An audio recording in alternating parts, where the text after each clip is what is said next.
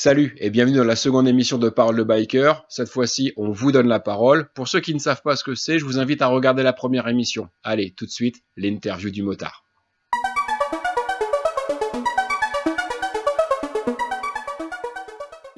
Aujourd'hui, on reçoit Eric. Eric, bonjour. Pour toi, un biker, c'est quoi? Je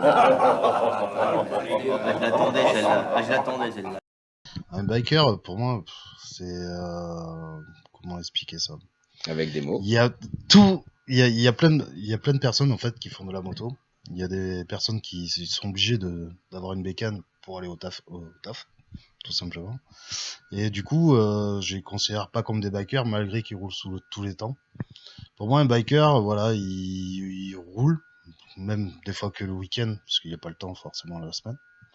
C'est une personne qui voyage un minimum, qui va faire des rencontres avec d'autres personnes, qui aime bien sa machine, qui aime bien en parler, qui la modifie de beaucoup pour moi. Après, car j'ai du mal à rouler avec une moto d'origine. Oui, toi, on en parlera effectivement un peu plus tard, mais effectivement, toi, tu as du mal à rouler avec des bécanes d'origine. Ouais, parce que du coup, sinon, si elle est d'origine, en fait, elle m'appartient pas. Si j'ai pas ma touche sur une des motos, elle m'appartient pas. D'accord. Voilà, après, ouais, un biker, ça reste après une personne qui est conviviale avec d'autres motards. Le motard qui est obligé de rouler tous les jours pour aller au travail, tout ça, et puis en fait qui en profite pas, qui fait juste trajet boulot maison, ou un gendarme en moto, ça reste un motard, mais c'est pas un biker, quoi. Mais c'est pas pareil. C'est pas pareil, On est attention. Ton parcours moto, c'est quoi? Ça commence quand? Quelle année? Quel siècle? Ça commence relativement assez jeune, parce que ça a commencé avec les mobylettes, hein, bien sûr. Et mon père m'avait acheté ma première meule, donc un 101 Peugeot. Il dit, bah, tiens, on va la préparer. Le jour où elle est montée, elle est à toi. Ok. Donc j'ai commencé à la démonter pour la repeindre. Et du coup, il a repeint assez rapidement, parce que 3 mois après, il a mis en peinture son travail. Il me l'a ramené, il m'a dit, remonte là. Donc j'ai remonté, et elle démarrait pas. Elle démarrait pas parce que problème d'allumage, j'avais 12 ans, je savais pas faire. Mais j'avais un voisin donc qui avait 15 ans, 16 ans, vers là, et qui était apprenti mécanicien. Donc justement chez Peugeot à Langoiran à l'époque, quand ça existait, un petit garage de campagne. Et il est venu me régler la mobilette. Et de là, j'ai roulé. Et sur la petite anecdote, du coup, je suis parti à une quinzaine de kilomètres de chez moi voir des copains. Je suis revenu, l'accélérateur bloqué, donc du coup, je roulais à 40. Mais les mains dans les poches parce que c'était en hiver, j'avais pas de casque, donc pas l'âge, pas l'assurance. Et là, j'ai croisé mon père. Ça s'est mal fini pour moi, mais bon, voilà. Du coup, la mobilette cadenassée, et il a fallu que j'attende mes 14 ans. Mais entre là, j'ai eu un oncle qui m'a donné un 125. Ma première 125, un 125 SL. Donc je devais avoir presque 14 ans, et je m'en servais juste pour aller d'un lotissement à un autre et un peu dans les vignes, voilà. Et après, j'ai passé le permis 125 à 16 ans, et à 18 ans, j'ai repassé le permis gros cube. Et jusque-là, j'ai toujours le permis. Et presque 12 points. Ok. Presque. Moi, t'as eu quoi comme moto? Alors, j'en ai eu à peu près une quarantaine, avec les 125 comprises dedans. Donc, forcément, la première, donc la 125 SL, qui m'a beaucoup marqué. Après, quand j'ai eu mon permis 125, celle qui m'a plus marqué, c'était 125 NSR de temps. Voilà, qui était joueuse, c'était rigolo. Puis comme j'étais beaucoup plus léger à l'époque, ça roulait pas trop Tu veux mal. dire qu'aujourd'hui, t'as grossi? Légèrement, un petit bon point, quoi. Détail près, quoi. Première grosse cylindrée, c'était un 400 KZ Kawa. Ouais. C'était un bicylindre. Tu roulais à 100, il fallait 100 mètres pour t'arrêter. Et il fallait compter jusqu'à 100 pour arriver à 100 km/h. Voilà. Après, j'étais parti chez les Italiennes. de Ducati. Mm. 600 Monstro, 750 Monstro, 900 Monstro. J'en ai eu marre de me traîner. Je me suis acheté une moto virile pour l'époque, VMAX, Ah, mais rose. ah, Quelque chose à ne pas mettre entre toutes les mains. Vous êtes satellisé.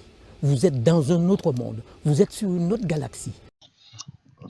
C'est pas on grave, fait tous t'sais, des erreurs. Eric, je te rassure, on fait tous des erreurs. Ouais, mais pas de complexe, ça va. Zéro complexe, donc tout va bien. Mais bon, comme tous mes potes à l'époque roulaient en GSX-R, en CBR, tout ça, ben, c'était un peu compliqué à les suivre. Mm. Donc je suis parti sur un ZX 9R que j'étais allé chercher à Paris. Et du coup, elle était pas mal modifiée puisqu'elle était passée dans un magazine. Et j'étais allé la chercher et je suis rentré sur Bordeaux, impeccable. Je suis allé montrer à mon père. Je l'ai garé sur le parking et son patron me l'a embouti. Donc du coup, j'en ai racheté une autre, quasiment neuve, un ZX 9R. Il m'a suivi pendant 3 ans celui-là, ce qui est énorme pour moi. Puis après, j'ai eu une Azuma 1200 que j'ai toujours. J'ai eu du Bandit, j'ai eu pas mal de bacon comme du Harley en 1340, en 883 aussi. Puis après, aujourd'hui, là, je roule en Truxton R, en 1200 Triomphe. Le monde motard aujourd'hui, tu le caractérises comment? Avec tout ce qu'on peut entendre. Aujourd'hui, il y a beaucoup d'a priori. Voilà, le mec, il a pas sa combinaison, c'est un faux motard. Le mec, il roule en short, c'est un faux motard. Le mec, il roule torse nu, c'est un faux motard. Perso, ben voilà, je roule avec un jean, des chaussures montantes, oui. Un cuir qui vont faire de la moto pour eux. Et du coup, des fois, ils roulent en short et il leur arrive rien. Mm. Donc ça paraît injuste pour certains, mais tant mieux pour tout le monde en fait. C'est sûr. Parce qu'après. Mais il est quand même toujours plus intéressant et la nature est stricte là-dessus. Le bitume le gagnera toujours. Ah oui, tout à fait. Et c'est vrai qu'il faut quand même dire qu'il faut se protéger. Tu parles à un convaincu. Je suis un spécialiste de la cascade. N'oublie pas, je me suis cassé pas mal d'os jusque-là. Donc, ton premier accident, c'était quoi? Premier accident, forcément, c'était en 125. C'était dans Bordeaux. Du coup, j'ai confondu entre le rouge et le vert. Non, mais ça, J'étais à l'arrêt. Mm. S'il te plaît, j'étais à l'arrêt. Et j'allais embaucher devant le resto où je travaillais à l'époque. Et c'était sur un axe qui était très rapide, où les mecs en général ils roulaient tout le temps à 80. Et du coup, je sais pas, avec le soleil, tout ça, j'ai cru qu'il était vert. Donc j'ai accéléré, et comme d'habitude, pour faire un peu le kéké, je suis parti en wheeling. Mm. J'ai esquivé la première voiture quand j'ai vu, mais la deuxième m'a fauché juste derrière le pied et m'a fait voler presque au niveau des feux, quoi. D'accord. Non, j'ai eu le tibia fracture ouverte, omoplate fracturée, traumatisme crânien, les clavicules cassées, la main cassée, un bras cassé, des côtes cassées, mais jamais en même temps, jamais. Tout, petit à petit. Petit à petit, d'accord. Okay. Donc non, là le dernier c'était avec le Buell, 3 côtes cassées. Et puis après j'ai eu un accident, je l'ai réparé et j'ai eu un accident encore par la suite où je me suis abîmé la cheville, quoi. Mais après tout va bien. Est-ce que pour toi la custom culture est bien développée en France? Alors parce que je sais que toi aussi dans ton petit atelier au fin fond de ta maison là tu bosses sur les motos des copains et tout ça. Ouais, il y a beaucoup de petits préparateurs pas du tout connus en fait qui font de super machines et il y a des gros ateliers qui sont connus qui font de la merde. Qui font de la merde. Ah, oui, faut le dire. Vraiment. Mais en Gironde et ailleurs. En Gironde, ouais, je parle de toute la France. Je parle de toute la France parce que je passe beaucoup de temps quand même à regarder ce que font aussi les autres. Et je suis le premier à dire que c'est hyper bien quand c'est hyper bien. Quand c'est pas bien, je marque rien. Je marque rien parce que du coup, je suis pas fan des haters, j'ai pas envie d'en devenir Ouais, un, ça quoi. mérite pas qu'on s'attarde sur Non, non, tout à fait. Après, bah, ça me plaît pas, hop, je swap. Mm. Ça me plaît, ben, je le dis. Voilà. Et non, aujourd'hui, en moto, il y a quand même vraiment du lourd en France. Avant, dans le milieu du tuning, dans les années Ah 90, oui, c'est du 80 et tout tuning. ça, Mais ça reste du tuning. pour les voitures, on arrivait à faire la différence, tu sais, entre les différents styles, le style espagnol, le style allemand et tout ça. Est-ce que tu crois qu'en moto, on arrive aussi à faire une différence comme ça ou pas? Alors de région, non, mais de symbolique, oui. Et justement, on va dire un café racer sur une bécane. Il y en a beaucoup qui se trompent parce qu'en fait, si c'est une moto dépouillée, tout le monde dit ouais, c'est un café racer. Mhm. Comme souvent, il y en a, ils mettent un bracelet et puis ils disent ouais, c'est un café racer. Mhm. C'est un peu plus que ça. Un café racer, c'est fait justement pour faire la course, on va dire. Donc c'est l'optimiser sur le freinage, l'optimiser au niveau moteur, suspension et cadre. Là, léger au maximum, ok. On va trouver les bras de style. C'est du coup un bras de style, quand on en voit un, on dit ouais, c'est un café racer. Alors c'est pas du tout. C'est le scrambler, c'est pareil. On en voit un, on dit ah, c'est un café racer. Non, c'est un scrambler. Le scrambler, c'est une machine pour rouler un peu dans la terre. Enfin, juste aller dans des petits chemins. On va pas faire du cross avec, hein, parce que sinon la moto elle se plie en deux. Mais et c'est pour aller se balader sur une moto qui reste relativement confortable. Après, t'as encore beaucoup d'autres aussi, comme un chopper, un bobber, un custom, une classique. Voilà, il y a plein de variétés. Par contre, après, style allemand, on avait dans les années 2000, on va dire, et on le voyait dans le tuning allemand, on voyait beaucoup de Street Fighter avec des arrières Ouais. qui montaient énormément. Et là, oui, c'était vraiment style allemand. Eux, ils avaient trouvé leur truc. Les Anglais, ben, ouais, à part avoir sorti le café racer, depuis, ils ont rien sorti d'extraordinaire. Parce qu'en fait, on voit des Thaïlandais qui sortent des machines de dingue alors que tout est fait à la main. Mm. Donc C'est vrai aujourd'hui, que le côté asiatique nippon, il est fou par rapport à ça. Et d'ailleurs, vous le verrez, quand on ira au Japon faire nos reportages, c'est vrai qu'il y a un potentiel, il y a un vrai potentiel de débile là-bas aussi. ah, mais complètement, que ce soit en peinture ou même en modification, tout ce qui est ABS ou carbone, Mm. parce qu'ils sont très forts sur le carbone, ils sont extraordinaires. Si tu devais nous parler d'un de tes plus beaux périples, d'un de tes plus beaux voyages et tout ça, euh, au-delà de Mignonnet et compagnie, mais Non, euh, après, alors, hors région, enfin au niveau de la Gironde et hors Gironde, voilà, après, un endroit qui t'a bien marqué. j'ai fait un petit périple où je suis parti en Russie, un peu sur un coup de tête, où les autorisations, mais ça remonte vraiment dans les années 2002, 2003, vers là, où les autorisations étaient très simples à avoir.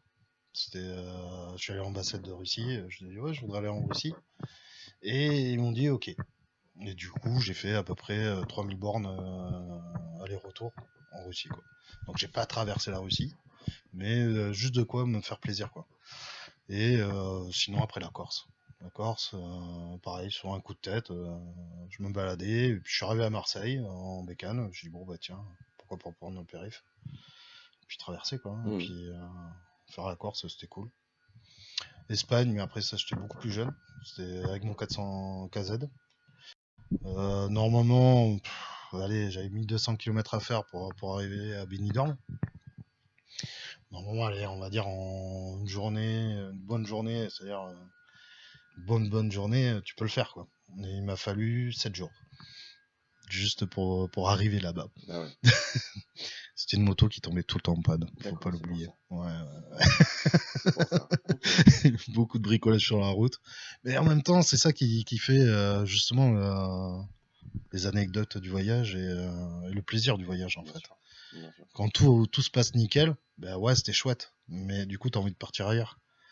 Et que là, ben, par la suite, ben, j'ai voulu repartir à Benidorm parce que il m'est arrivé plein de trucs et du coup ça reste cool quoi. Et ton prochain périple que tu aimerais faire? Là, j'aimerais bien faire les États-Unis un jour, la Ouais. route 66. Mm. Pas forcément de suite, mais voilà. Là, repartir peut-être en Allemagne.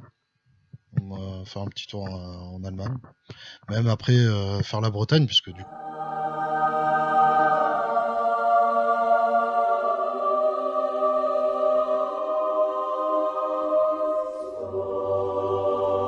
Puisque du coup, la Bretagne, je connais très peu. En bécane. Tu ne connais pas le plus beau pays du monde? Non, je ne connais pas Il te faudra le un pays passeport, du vent et de la pluie. C'est pas vrai, ça. C'est ce qu'on dit aux touristes pour qu'ils évitent Après, qu'ils viennent. après le plus cher, je pense, de mon équipement, ça va être le ciré jaune. Non. mais je suis prêt à craquer la tirelire. C'est vrai? Ouais. T'es un fou. Ouais. T'es un malade.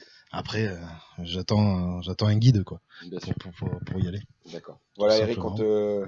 on te remercie. Donc, si vous le croisez avec son Truckstone et tout ça, vous n'hésitez pas à lui faire le petit signe du motard. Et puis, nous, on se retrouve une prochaine fois. Ciao! Salut!